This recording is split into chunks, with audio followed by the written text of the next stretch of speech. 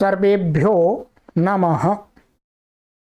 देववाणी संस्कृतं यूट्यूब चलदृश्यं प्रति भवतां भवतीनां च हार्दं स्वागतम्। मित्रों, आज हम महर्षि पतंजलि द्वारा प्रणीत महर्षि पाणिनि व्याकरण की प्रौढ़ व्याख्या महाभाष्य की कक्षा संख्या 13 को पढ़ेंगे। 12 कक्षाएं मैंने आपको पढ़ा दी हैं। ये निरंतर कक्षाएं चल रही हैं। संपूर्ण महाभाष्य ग्रंथ को हम आपको इस YouTube चैनल पर पढ़ाएंगे। हम अर्थात मैं आपको पढ़ाऊंगा। मित्रों, बहुत सारी चीजें हमें यहां पर सीखने को मिल रही हैं और यह कक्षा प्रौढ़ विद्यार्थियों के लिए है अथवा समझ में उन लोगों को भी आ सकती है जो थोड़ी सी संस्कृत जानते हैं, परंतु तर्क वितर्क करके समझ वही सकते हैं जिन्होंने सामान्य व्याकरण को पढ़ लिया है। ठीक है, उनको समझ में आएगा और समझ में ये सबको आती है, बहुत आनंद भी आता है।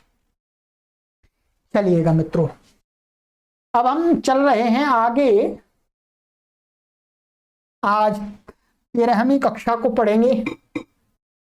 गत कक्षा में मैंने आपको ये पढ़ाया था, बताता हूं मैं आपको। एक मैंने आपको प्रयोजन पढ़ाया था कि अविद्वांसः। मैं मुड़ के पीछे बार बार देखता हूं, इसलिए आप ऐसे मत सोचना कि मैं पीछे देखता हूं तो क्या देखता हूं। मैं स्क्रीन मुझको देखनी होती है कंप्यूटर के अंदर कि ये जो पढ़ाया जा रहा है वो आपके लिए यहाँ पर प्रेजेंट हो रहा है कि नहीं हो रहा है। ठीक है, कभी ये जूम हो जाता है ऐसे, कभी ये कम हो जाता है, तो मैं बार बार बीच में देखना पड़ता है। ठीक है, तो इसलिए आप कभी भी ऐसा ना सोचे कि ये पीछे क्या क्या देखते हैं बार बार गुरुजी। पीछे नहीं देखते, या आपको दिखाने के लिए हमको कंप्यूटर के स्क्रीन में देखना होता है। ठीक है, चलिएगा। ये मैंने आपको प्रयोजन पढ़ाया था कि अविद्वांसः अर्थात हम अविद्वान की श्रेणी में ना आ जाएं, इसलिए भी हमको व्याकरण पढ़ना चाहिए। ये आपका 13 प्रयोजनों में 5वां प्रयोजन कंप्लीट हो गया। 8 प्रयोजन और बचे हैं इसमें। चलिएगा, आज एक प्रयोजन और लेते हैं। ठीक है,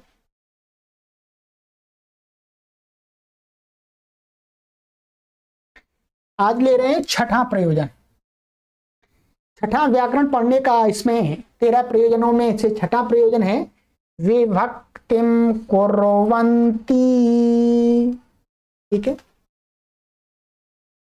विभक्ति को कुर्वन्ति माने याज्ञिक लोग विभक्ति को करते हैं। विभक्ति का अर्थ है कुछ प्रकृति याग हैं, दर्श पौर्णमास आदि, उसमें विभक्ति लगाई जाती है। ठीक है, तो यदि आप व्याकरण को नहीं जानते हैं तो आप उसमें विभक्ति नहीं लगा पाएंगे। विभक्ति नहीं लगा पाएंगे तो आपका जो कर्म है, जो दर्श पौर्णमास आदि, वो कैसा हो जाएगा, आपका गलत फल देगा, आपको पाप लग जाएगा। इसलिए भी पढ़ना चाहिए। ठीक है, कहते हैं कि याज्ञिकाः पठन्ति। याज्ञिक लोग कहते हैं, पढ़ते हैं, बताते हैं कि प्रयाजाः सविभक्तिकाः कार्याः इति।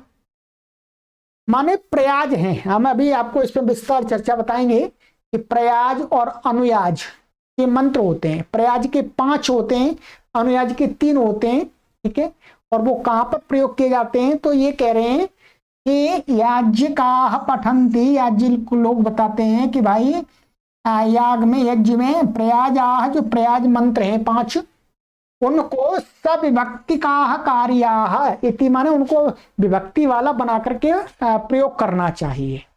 ठीक है।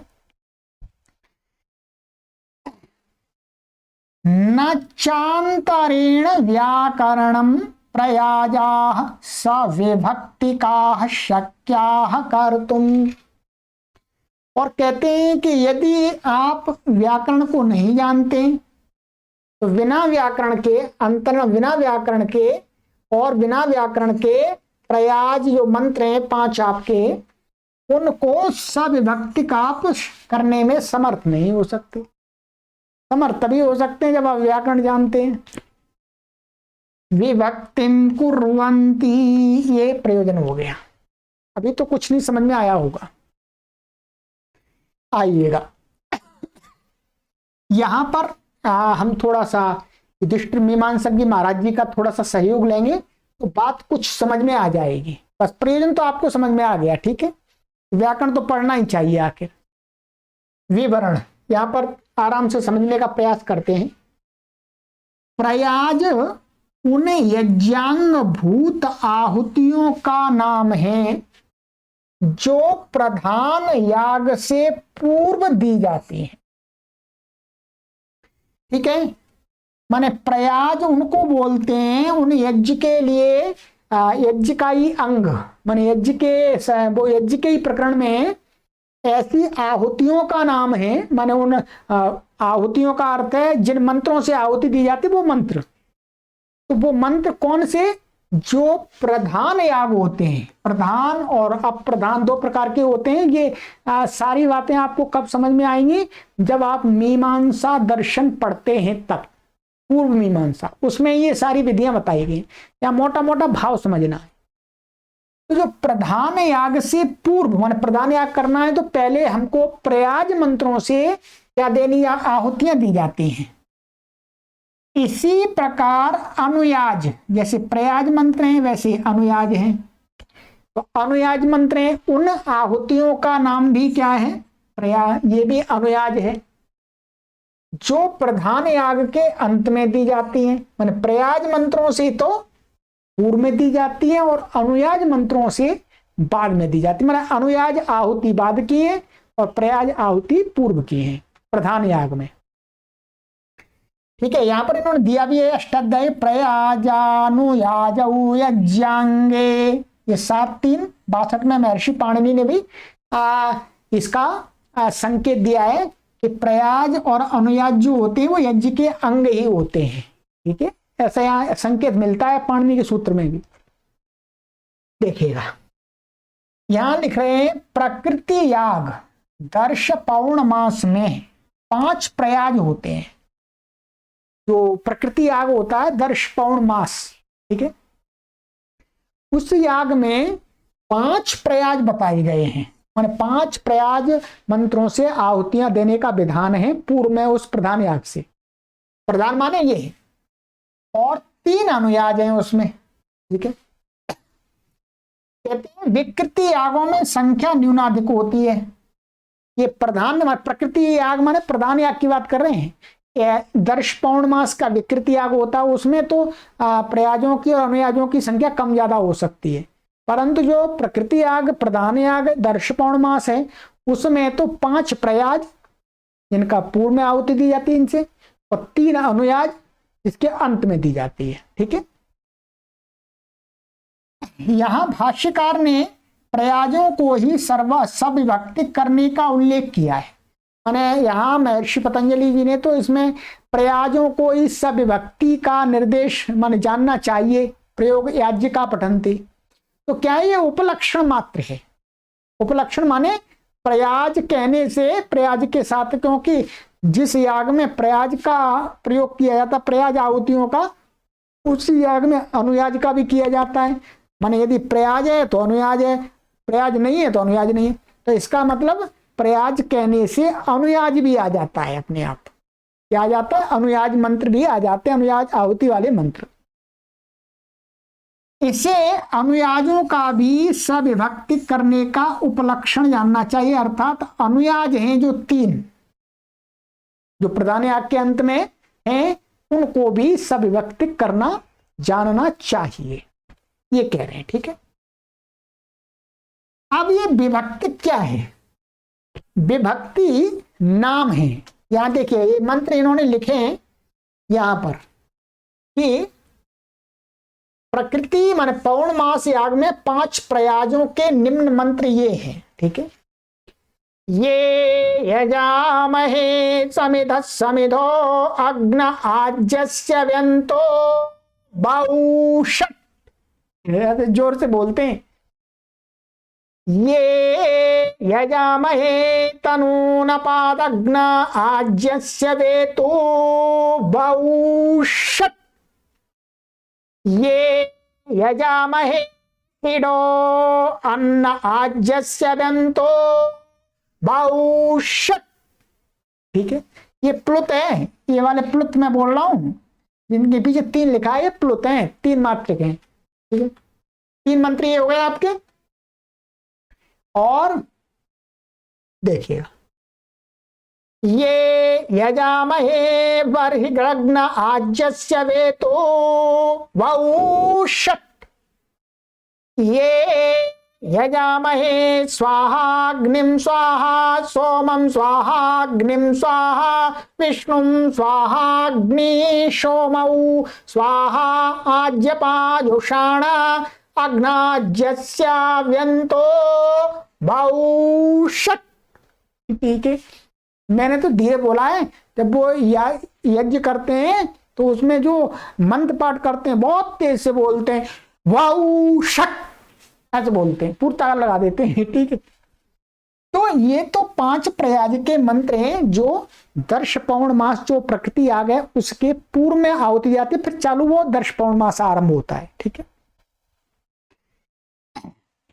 अब देखिएगा यहां ये इन्होंने लिख दिया है कि जो ये मंत्र है, मंत्र भाग क्या है, ये यजामहे हर मंत्र में जोड़ा गया है, ये जोड़ा गया, ये मंत्र का पाठ नहीं है, मंत्र तो इसके बाद में आरंभ होता है यहां से। ठीक है, यहाँ लिखा हुआ है इनमें ये यजामहे, ये अंश मूल मंत्र से बहिर्भूत है, माने ये मूल मंत्र में नहीं आता है।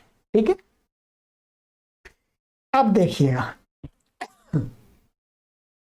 ये इन्होंने आपको दिखा दिया 5 प्रयाज।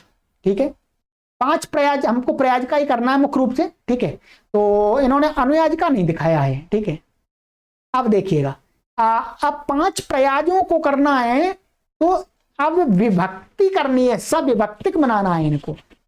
तो विभक्ति का अर्थ यहां पर ये नहीं है कि प्रथमा विभक्ति, द्वितीय विभक्ति, तृतीय विभक्ति, चतुर्थी विभक्ति, पंचमी विभक्ति, ये वाली विभक्ति नहीं है। वहां पर या जो शौत आदि जो ग्रंथ हैं उसमें विभक्ति कुछ शब्दों का नाम है, मैं बताता हूं, माने किसका नाम है वहां पर बता रहे हैं। क्या है, 6, यहां पर 6 विभक्तियां होती हैं। देखिएगा ये है, यहां पर आप देखेंगे अग्ने, अग्निम, अग्निना, अग्नि, अग्ने, अग्नायः, इन्हीं की विभक्ति पारिभाषिक संज्ञा है। माने यहां पर याग के प्रकरण में जब विभक्ति शब्द का प्रयोग करेंगे तो महर्षि पाणिनि वाली प्रथमा द्वितीय नहीं आएगी, क्या आएंगे, विभक्ति से इन 6 शब्दों का बोध होगा। क्या है, 6 शब्दों का बोध होगा। समझ में आ गया आपको? अतः प्रयाजाः सविभक्तिकाः कार्याः का शब्दार्थ होगा कि प्रयाज के मंत्रों को विभक्ति संज्ञक माने अग्नि आदि पदों से युक्त करना चाहिए। समझ में आ रहा आपको? समझ में आ जाएगा। हो सकता है थोड़ा आपको इंटरेस्टेड ना लगे क्योंकि ये थोड़ा विषय अलग है, पर सुन लीजिएगा जानकारी के लिए।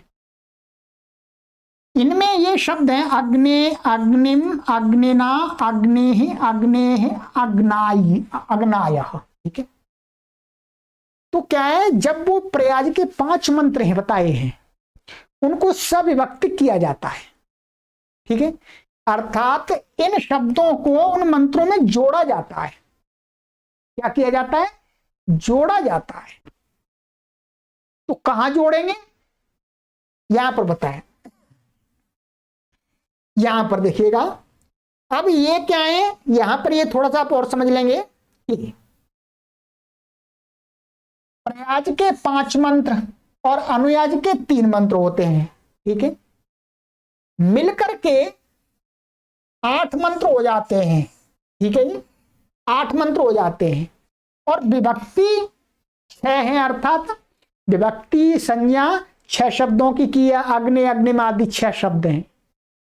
तो सबके साथ कैसे संबंध लगेगा, तो कहते हैं अतः इनके लिए विनियोग माने कौन कौन से कहां करने, शतपथ ब्राह्मण में लिखा है, ठीक है, शतपथ ब्राह्मण में यह लिखा है कि जो प्रयाज हैं, क्या है प्रयाज, माने 5 प्रयाजों में से 4 प्रयाज, ठीक है, यहां पर लिखा हुआ है कि 4 प्रयाजों में 2 को अनुयाजों में, ठीक है, माने 4 प्रयाज मंत्रों में 4 विभक्ति नाम जो शब्द हैं उनका प्रयोग करना है, और अनुयाज में 3 अनुयाज है तो 2 उनमें से 2 मंत्रों के साथ में करना है विभक्ति का प्रयोग। विभक्ति माने वो अग्नि अग्निम आदि शब्द है, ठीक है।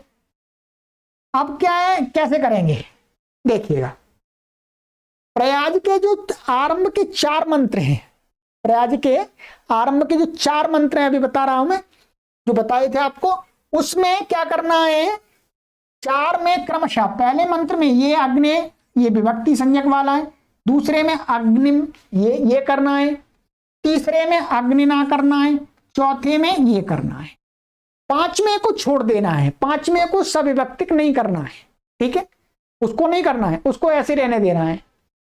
और अनुयाजों में जो बच गए, तो अनुयाजों में क्या है, वो वाले प्रयोग हो जाएंगे 2 बाद वाले, ठीक है। इस प्रकार से यहां पर क्या हुआ, विभक्ति संज्ञा थी आपकी इनकी, हम अभी अनुयाजों प्रयाजों की बात करेंगे, इनको विभक्ति माने ये प्रथम प्रयाज मंत्र में आप प्रयोग करेंगे, इसको द्वितीय प्रयाज मंत्र में प्रयोग करेंगे, इसको तृतीय में करेंगे, इसको चतुर्थ में करेंगे, ठीक है। इन दोनों को हम करेंगे अनुयाज में, ठीक है। अनुयाज के जो 2-3 मंत्र हैं उनमें पहले दूसरे के साथ हम इन शब्दों का प्रयोग करेंगे, तो मंत्र कैसे बन जाएंगे, सविभक्तिक। इस कार्य को कौन कर सकता है, वैयाकरण, वैयाकरण ही कर सकता है और दूसरा नहीं कर सकता, ठीक है। अब देखिएगा, अब यहां पर ये जो 5 मंत्र हैं, 5 में ये वाला तो छूट जाएगा, 4 मंत्र में हमको क्या करना है, इसका प्रयोग करना है, ठीक है, इसका प्रयोग करना है, सविभक्तिक बनाना है, अर्थात ये वाला देखिएगा, तो 4 शब्द वो क्रम से जोड़ लीजिएगा, पहला इसमें जुड़ेगा, दूसरा इसमें जुड़ेगा, तीसरा इसमें जुड़ेगा और चौथा इसमें जुड़ेगा, ठीक है। और ये कहां पर जोड़ना है, वो वाला शब्द, जैसे अग्नि है पहले वाले मंत्र के लिए, तो अग्नि आपको यहां इस अग्नि से पहले जोड़ना है, ध्यान देंगे, इस अग्नि से पहले एक अग्नि और जोड़ देना है, माने ये यजामहे समिधा समिधो अग्ने अग्न आज्यस्य व्यंतो वौषट, यहां पर वो अग्नि जोड़ देना है, ठीक है, यहां पर अग्नि जोड़ देना है, जिसकी विभक्ति है अग्नि, इसका नाम विभक्ति है, इसलिए अब यहां जोड़ दिया। ऐसे ही दूसरा वाला जो है वहां पर, उसको कहां जोड़ना है, ठीक है, ये अग्नि से पहले जोड़ना है, माना अग्नि है, अग्नि से पहले जोड़ना है, तनून पाद और वहां पर जो भी दिया वो जोड़ना है। ऐसे ही यहां पर ये क्या है, अग्नि शब्द है, एडो अन्न नहीं है, ये वास्तव में अग्नि है, अग्न, ये ऐसे गलत हो रहा है, ठीक है, अग्नि है, तो यहां पर जोड़ना है, ठीक है। और ऐसे चौथे में भी, चौथे में क्या है, चौथे में यहां जोड़ना है, वरही यहां जोड़ देना, वरही, और फिर वो वाला ले लेना है आपको, और फिर अग्ना आना है, 5वें को ऐसे रखना है। इस प्रकार से जोड़ देंगे तो ये क्या होगा, सविभक्तिक हो गए।